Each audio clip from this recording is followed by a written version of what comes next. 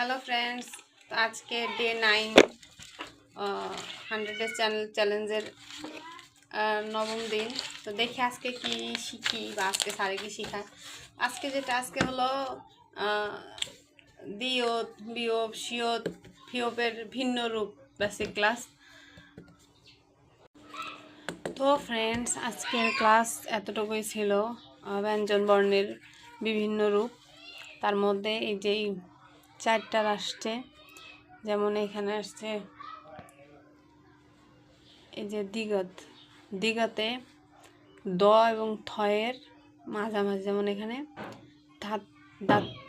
দাঁথা। এখানে আমি উচ্চারণ করতে পারতেছি না। আচ্ছা দেখ, যেটা বুঝালো দাঁত্তা না, দাঁত্তা, দাঁত্তা, মানে দ আর থয়ের মাঝামাঝি উচ্চারণটা আমি পারতাছি না, কিন্তু হবে এটা দাঁত।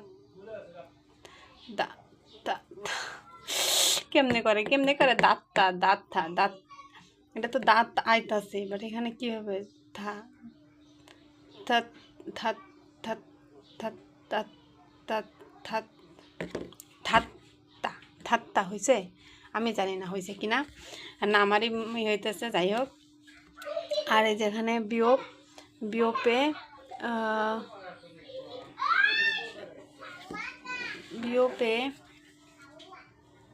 বিয়োপে ব প্লাস ফয়ের মাঝামাঝি উচ্চারণ হয়। এখানে হবে ভাং ভাং ভাং ভাং, ব আর ফ, ফাং ফাং।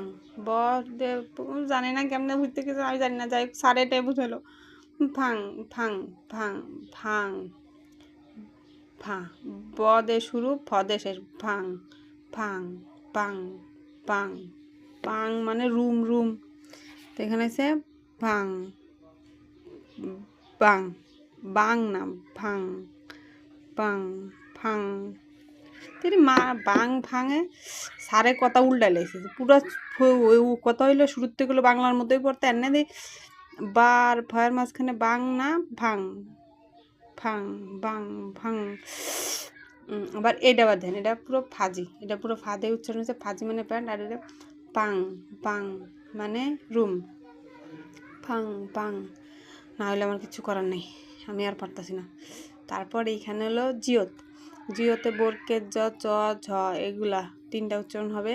বোরকের জ বেসিক ক্লাসে গেছে, তো এখানে চ আর ছয়ের এখানে আসছে হলো ছিগুম। হ্যাঁ, ছিগুম জ, চ আর ঝ একসাথে আসছে। ছিগুম ছিগুম চ শুরু ঝই। যাই হোক, আমার হইলে হয়েছে, না হইলে না হয়েছে, বাট সার পরে এমনি করা লাগবে। যদি কেউ উচ্চারণ করতে পারে করবো, নাহলে আমি পারতাছি না। যে পারবে তো পারবে। যেখানে ছিগুম পুরো করে এত বলে স্যার এই চিগুমটাই পাইছে। সিগুম না ছিগুম, চর মাঝখানে ঝ একটু আসবে। ছিগুম এখন। আর এখানে ঝনন বোরকের জ আর ঝ মিক্স করে ঝনন চিগুম এখন ঝনন, মানে মনে হয় আমি বা আমরা এটাই জানি না। আর এখানে হলো ফিওপ। আচ্ছা, এই ফিওপ দিয়েই তো ফাজি লাগতে পারতো না? কনফিউজ করার জন্যই এমন উল্টাপাল্টা করে। ইংরেজিতেও দেখছি শালা সব জায়গায় এমন কেওড়া লাগা যায়। কারায় ভাষা করছিল, সহজ জিনিসটা কঠিন বানাই থিয়ে দিছে।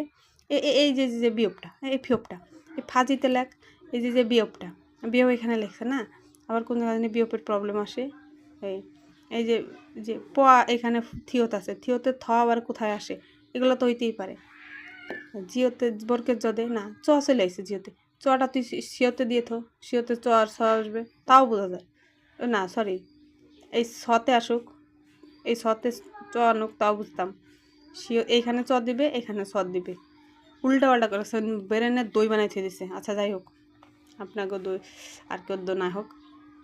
এখানে ফেপ প আর ফয়ের মাঝামাঝি এরই, আর কোনো কিছু দেয় না। এর প আর ফয়ের মাঝামাঝি হবে।